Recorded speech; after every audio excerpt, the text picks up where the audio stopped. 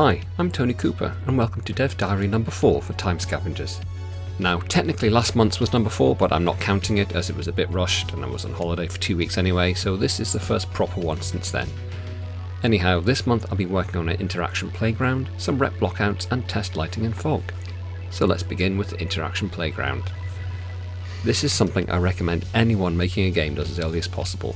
What it is a level on its own that contains all the interactable objects in the game. You would also have an enemy playground, a player movement playground and so on, depending on the content and type of game you're making. But what a playground level does is it allows you to very quickly try out a new idea without having to go through a front-end menu, into a level and then play through it for 5 minutes to reach the new thing. You just hop into a playground and try it out. It's also useful to see all these things next to each other to check for consistency of size, design and so on. So as you can see, this one has Kayla's ship, Kayla herself obviously, and 2 sets of interactive objects. The first is for normal gravity when the player is on foot, and the second set of objects are the ones you interact with in 0G, which have their own special sets of interactions. There's only a few things in here at the moment, so I've not long started populating it, but there'll be more over time as I add them in. So let's have a look around. Here is a basic bulkhead door that opens with a switch. Hello door. There we go. And oh look, it closes with the same switch. Whoa. Amazing, get me on the front cover of Edge magazine now. Yep, you've seen it all before, but it doesn't mean you still don't have to make this stuff. But the second lot of items are a lot more interesting. Some puzzles are going to involve the player having to either recharge a power cell or replace a dead one to get a piece of equipment powered up and working. There'll be 2 types of battery slot. This one is one that steals it when you put it in, because at that point the player will have solved the puzzle and I don't want the player unsolving it and getting confused. And the second one, which is a reusable charger. I'm yet to make an actual thing that turns on another thing when you put a battery in it, but that should be fairly trivial now I've got the basics set up, and when I do make it, it will go right in the playground next to these guys. So now onto the zero gravity zone. Ooh. So as you enter here, you get the laser cutter, which is the player's primary way of interacting with ship parts. And the first item is another bulkhead door. Oh, I can almost smell that BAFTA. But turns out this one isn't working. But luckily for you, you can use a laser cutter to sever the 4 locking bolts to bump the door open. And I've set up 4 panels that cover these bolts that can be removed and float away when taken off.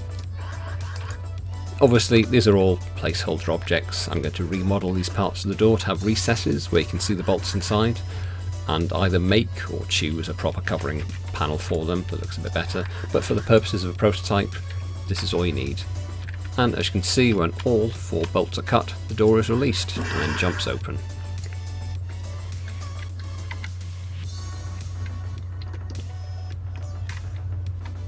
The next item is a vent panel that you can cut around to release to allow passage into ventilation ducts. This is just a test version for now, as I wasn't 100% sure how I wanted this to work, but what I've done is I've created a tiny laser cuttable piece with a small amount of health that's a child object of the vent. Then I wrote a script that adds all these children to an array of game objects, and when they die, when you blast them with the laser, they're removed from the array. And then when the array is empty, that means all the pieces have been destroyed. It fires off another script similar to the one on the bulkhead door panels that adds a rigid body to the vent and sends it floating away so you can get inside. It's fairly simple, fairly straightforward actually. I think it looks pretty cool, but I'll probably test a few other options as well to see what they look like. Oh, and at the back, of course, you see our old pal, the cuttable solar panels. The very first cuttable and grabbable object I set up. In fact, the first mission the player does is to take apart an old communications array for the solar panels on them, which you use to help boost the power system back at your home base. So my plan with the prototype is to make 2 wreck levels, one being the array I just mentioned, and the other being a transport ship stuck halfway inside a giant frozen in time energy field don't worry, I'll go through the story of the game in a future video, so just stay confused for now. Anyway, this transport wreck will have no power and will involve cutting open bulkhead doors, like you've just seen, using power cell to get a computer working, and other cool stuff that culminates in a last dash moment of panic as you have to escape the place. So that whole level contains a lot of interactive items and triggers, so I'll be making good use of this playground to set them up and test them. The next thing I want to quickly show you is a test blockout for one of the corporation space stations. Now there are 2 corporations in the game, and this one is for the corporation that reached the planet first. Ignore all those ships, this is just a big spaceship test level that plopped this in. As you can see there, that is a huge space station. These guys are very militaristic, fascistic, and I want all their wrecks to feel like a half-destroyed brutalist sculpture in space. So very, very chunky, dark and imposing. Now this one is probably way too big. That's why you do rough blockouts first, by the way, not just for the design, but to make sure you get the scale right. But I definitely want the player to feel utterly tiny, vulnerable and intimidated by the size of these things when they approach them, when they're flying around and trying to find their way inside. I've got a few other ships I want to block out, including one for the second corporation, the one Kayla arrived with after these guys. Their vessels will have a more chunky 80s retro design, and they intend to be more colourful and a little bit more out there in terms of the look. Like various different parts have been like jammed together, so they don't quite look as, you know, well designed as these ones. They'll just look a bit more functional, full of parts, and quite cool looking. Anyway, I'm going to leave Kayla firing a laser at this thing, and then move on to the last thing I want to show you, which is lighting and fog. This is a little test scene I quickly put together using Aura 2, a volumetric lighting solution.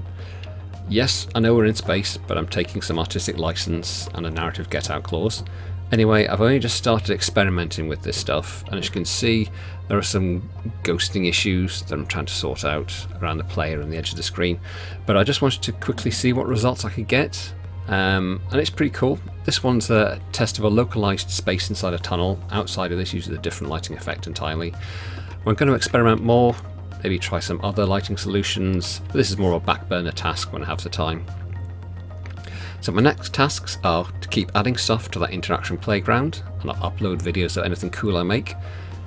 Keep doing some more big scale blockouts like the space station, and then I'm going to start to set up that transport ship level I mentioned and see if we can get a whole sequence of events going. Anyway, that is your lot for this month. Thanks for watching as always. Links to all my social channels are in the description, and if you like the look of the game, you can either follow me there or on the itch.io page, where you'll find more frequent text-based devlog updates.